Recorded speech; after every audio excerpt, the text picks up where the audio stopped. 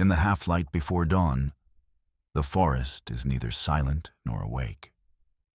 Cicadas pulse through the damp air, and somewhere beyond the tree line, a river cuts through the hills like a whispered warning. A lone Filipino guerrilla lies prone on a ridge of volcanic soil.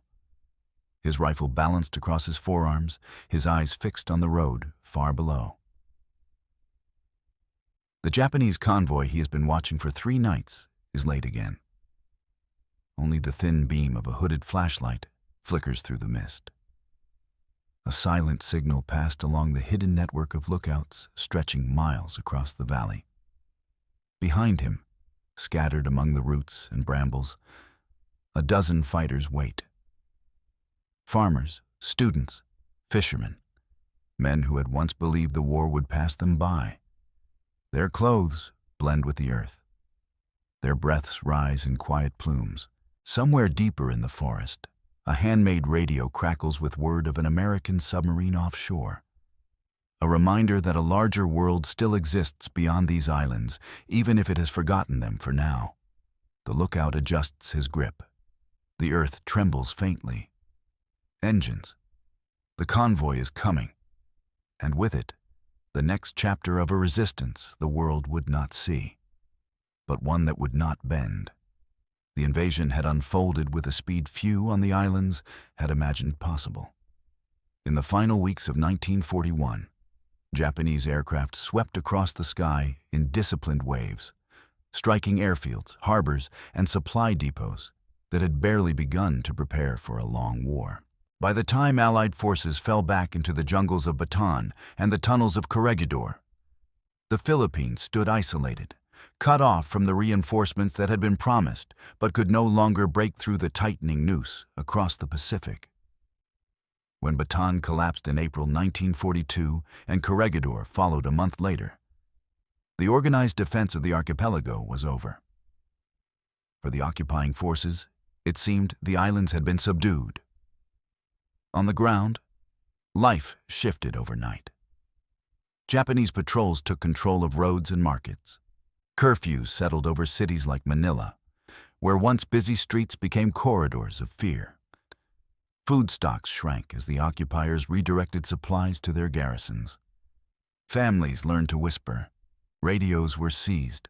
Suspicion seeped into neighborhoods as the Kempe Tai, the military police, searched for dissent. Collaborators traded rumors for favor, and ordinary people tried simply to survive. Yet even in these early days, something unexpected took root. Scattered soldiers who had refused to surrender blended into the hills and coasts. Civilians with no military training gathered what rifles they could salvage. Teachers, clerks, and laborers found themselves storing ammunition beneath floorboards or delivering messages through back trails known only to local farmers. These were small acts at first, a hidden pistol, a stolen map, a whispered refusal. But piece by piece, province by province, a movement began to form. What had vanished in open battle reappeared in the shadows. An emerging army with no uniforms, no steady supply lines, and no promise of recognition, but with an unbroken will. Across the archipelago, the resistance did not grow as a single unified force, but as a constellation of groups shaped by geography, leadership, and circumstance. In the rugged mountains of northern Luzon, tribal communities sheltered soldiers who had slipped away from defeated units, guiding them through narrow ridges that foreign armies had never fully mapped. In the Visayas, where the sea separated every island from the next, guerrilla bands relied on small fishing boats to carry dispatches, medicine, and captured intelligence across waters patrolled by Japanese gunboats. And in Mindanao, the second-largest island, a vast interior of forests and rivers offered room for entire networks to vanish and reappear at will. Some groups were led by former officers, men who carried with them fragments of the pre-war chain of command. Others were shaped by civilians who had never expected to lead soldiers, but found themselves doing so because no one else could. Their early weapons were whatever could be found. Hunting rifles, salvaged machine guns, a handful of grenades that had somehow survived the defeats of Bataan and Corregidor. Ammunition was scarce, radios scarcer still, and training often improvised in the dark beneath bamboo groves. Yet what these fighters lacked in equipment, they replaced with a connection to the land that no occupying force could match. They knew which valleys flooded after the rains, which paths echoed underfoot, which villages could offer shelter, and which might have collaborators. Their families, often at terrible risk, served as the backbone of the movement, carrying food, warning of patrols, hiding wounded fighters behind false walls or beneath layers of woven mats. Over time, messages reached Australia, where General Douglas MacArthur had re-established his command. Reports transmitted through fragile homemade radios told him the same truth again and again. The Philippines had not surrendered. They were still watching, fighting, and waiting for a return that felt uncertain with every passing month.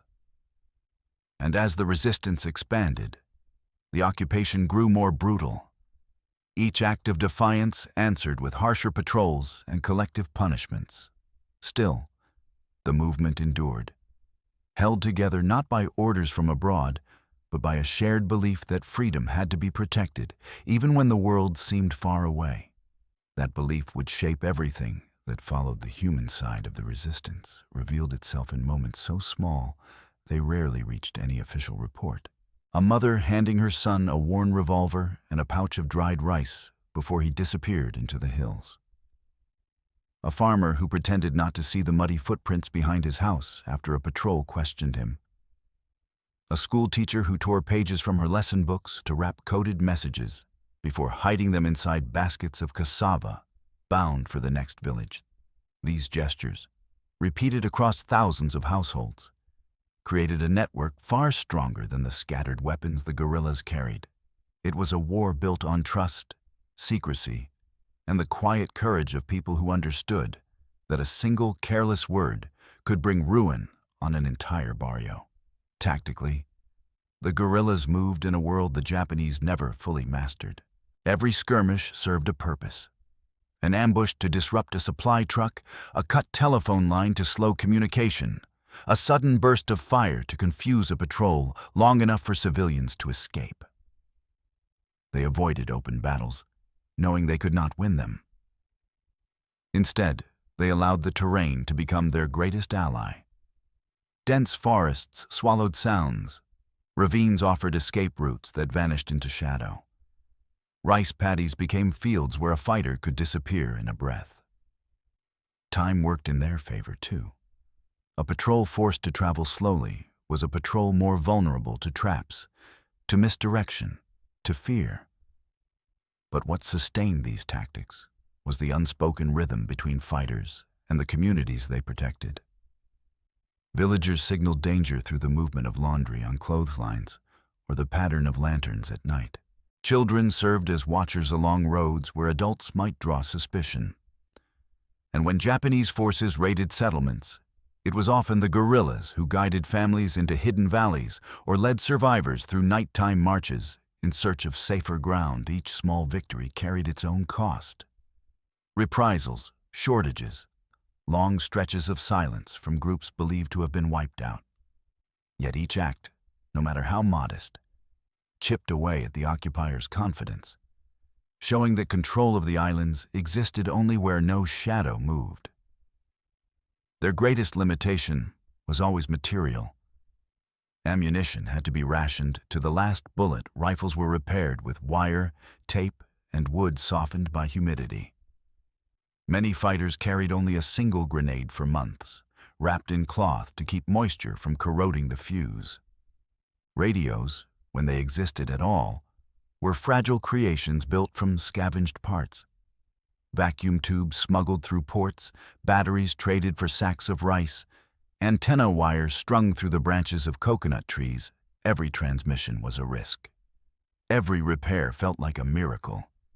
Yet those signals carried intelligence that shaped entire campaigns, mapping troop movements, recording fortification patterns, tracking the gradual thinning of Japanese supply lines.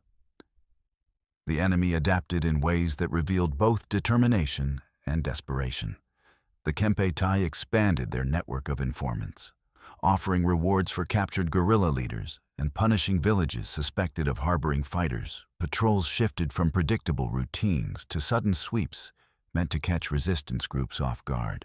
Some Japanese commanders attempted to win over local populations with food distribution or public works, hoping to cut the guerrillas off from their support base. But the occupation's heavy hand often undermined these efforts. Forced labor, confiscated harvests, and summary executions ensured that the guerrillas, despite their scarcity of weapons, never lacked for moral backing. Leadership within the resistance was as varied as the archipelago itself. Some commanders ruled with strict discipline, organizing their units like formal armies despite the chaos around them. Others led through persuasion, earning loyalty by sharing the same hunger and danger as their fighters. Communication between regions depended on couriers who crossed mountain passes or paddled silently along coastlines in the dark, carrying instructions from one cell to another. Disagreements occurred over tactics, over alliances, over how harshly to treat collaborators. But most groups understood that unity, however imperfect, was their strongest shield. More than anything, the resistance lived under a constant moral burden. Every operation risked bringing Japanese retaliation upon civilians. Every choice to fight, to ambush, to sabotage, carried a calculation that weighed lives against the hope of freedom.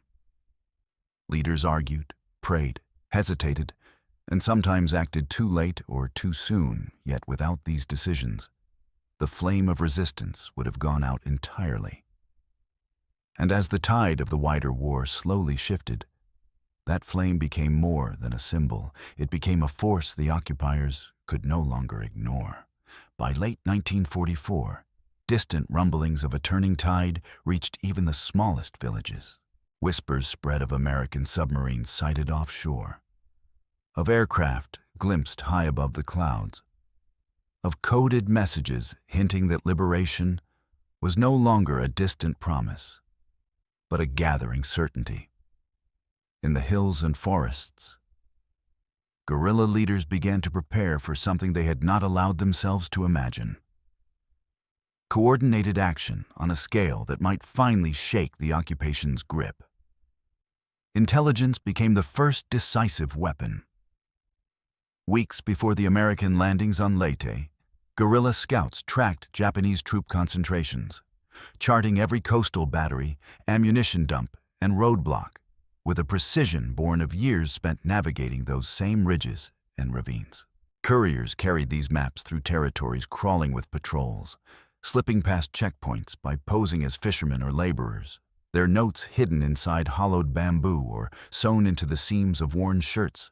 When these reports reached commanders offshore, they helped shape the landing zones, the timing, and the routes of advance that would define the coming battles. As Allied ships drew closer, the guerrillas struck. On Leyte, resistance units ambushed Japanese reinforcements moving toward the beaches, forcing them to scatter and slowing their arrival at the front. In the Visayas, fighters cut radio lines and sabotaged small garrisons, turning what should have been well-coordinated Japanese defenses into scattered pockets of confusion. And in Mindanao, where terrain could swallow entire companies, guerrilla bands launched simultaneous attacks on supply depots, stretching the occupiers' resources at the very moment they needed them most. For the first time, the Japanese command had to confront a truth long buried beneath reports that dismissed the resistance as criminals or bandits. The guerrillas were not an irritation, but an army. Woven into the very land they occupied, each coordinated strike forced garrisons out of fortified positions, drawing them onto narrow trails and into ambushes that bled strength from units already weakened by years of isolation. In the chaos of these early clashes, signals flashed through the mountains, lantern codes, runners, hidden radios now powered by batteries hoarded for this moment. The islands were rising in motion. not as scattered cells, but as a single force converging toward the battles that would decide their future. The decisive nights arrived with a quiet fury. On one ridge overlooking a Japanese supply route in northern Luzon, guerrilla forces had planted explosives beneath the wooden trestles that spanned a deep ravine. As a convoy rumbled into position, fighters waited in shadow, their breath steady, fingers poised. A single detonator pressed, and the bridge collapsed, plunging trucks and troops into the chasm. The explosion echoed through the valley, a warning and a signal all at once. Soldiers scattered, some captured, many dead, while couriers sped through the forests to alert neighboring units of the opportunity to strike. Elsewhere, in the islands of the Visayas, small boats ferried armed guerrillas across narrow channels to attack isolated garrisons. They moved silently through mangrove swamps, striking before dawn, slipping away into the labyrinth of waterways and rice paddies. Each raid destroyed communications, confiscated weapons, and liberated towns where Japanese authority had seemed absolute. Civilians, often hidden in nearby groves or attics, watched and whispered prayers of astonishment. It was a war fought in fragments, yet every fragment contributed to a tide that could no longer be held back. Leadership, long tested by isolation and attrition, now demonstrated its full impact. Commanders coordinated multi-island operations using messengers who risked everything for the briefest moment of clarity. Plans written in ink and smuggled past patrols directed ambushes timed with Allied landings, ensuring the enemy would be simultaneously confronted from land, sea, and sky. Guerrilla knowledge of terrain transformed ordinary obstacles into tactical advantages. Narrow passes became choke points, dense forests became traps, and hidden caves offered secure staging points for successive attacks. By the time American forces finally landed, the resistance had already weakened the Japanese hold on the islands. Units arrived to find the roads mined, garrisons delayed, morale shattered, and intelligence maps delivered with painstaking care.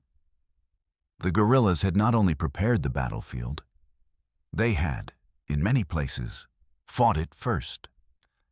And in that convergence of preparation, courage, and intimate knowledge of the land, the turning point of the liberation campaign became undeniable.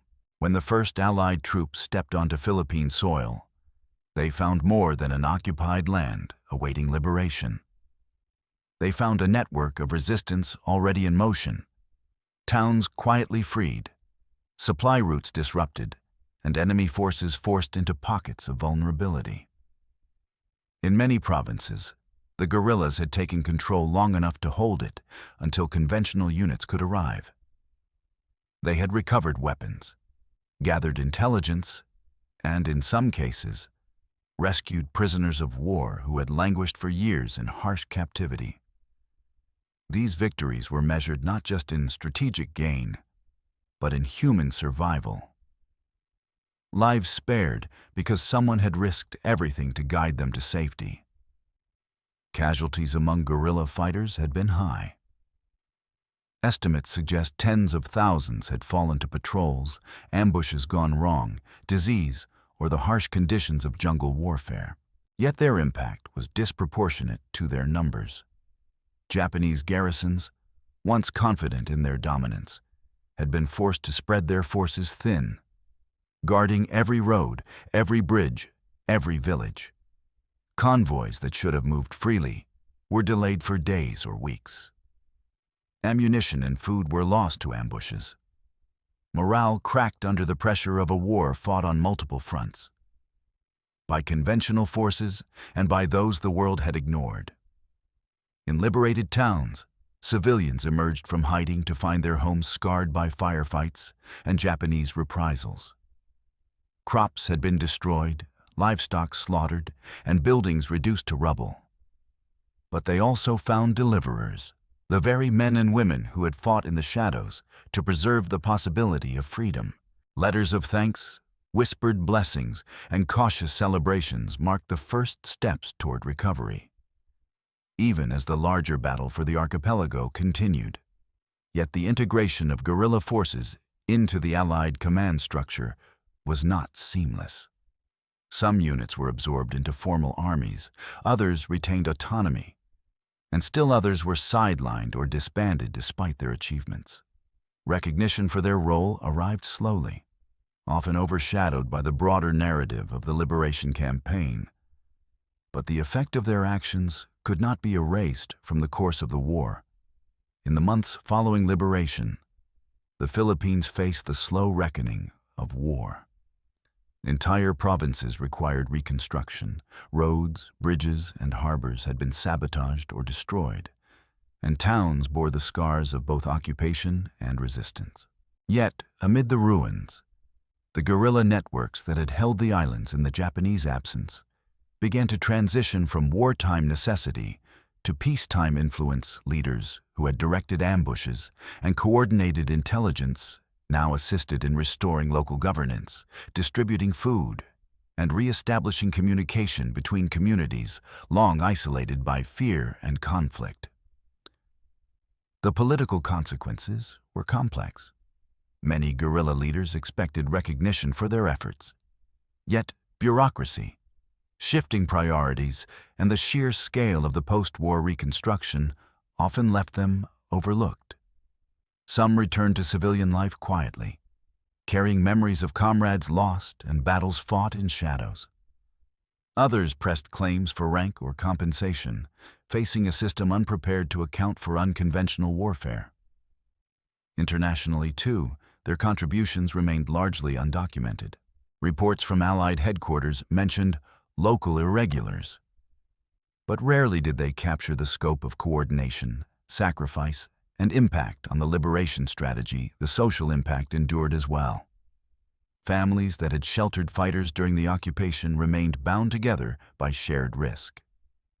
Communities honored those who had fallen in secret, erecting markers or maintaining stories in oral tradition rather than in official records. In many places, the guerrilla campaigns shaped the post-war identity of towns and provinces, embedding a collective memory of resilience, ingenuity, and courage strategically. The guerrillas' contributions had lasting significance. By delaying reinforcements, sabotaging supplies, and guiding Allied operations, they shortened campaigns that might otherwise have stretched longer, potentially saving thousands of lives among both liberators and civilians in essence. The resistance had not only resisted occupation, but had shaped the liberation itself, leaving a legacy that would ripple through Philippine military history for decades to come. Even as the guns fell silent and the last patrols returned to villages, the memory of the guerrilla struggle remained etched into the land itself. In the scorched fields, in the hidden caves, in the winding paths that had once guided fighters through enemy territory, the Philippines had been freed. Yet the freedom was carved from sacrifice that few beyond the islands truly saw. Men and women who had acted without expectation of recognition carried a quiet pride, tempered by the grief of friends and family lost, of towns destroyed, of innocence vanished. In the end, the story of the resistance is a testament not to the fame of armies or the headlines of history, but to the endurance of ordinary people, confronted with extraordinary circumstances.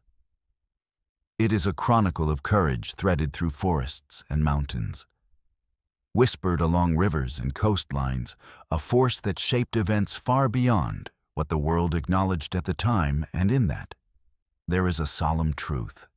Even when ignored by the broader world, the human spirit can alter the course of history, leaving an imprint as enduring as the islands themselves.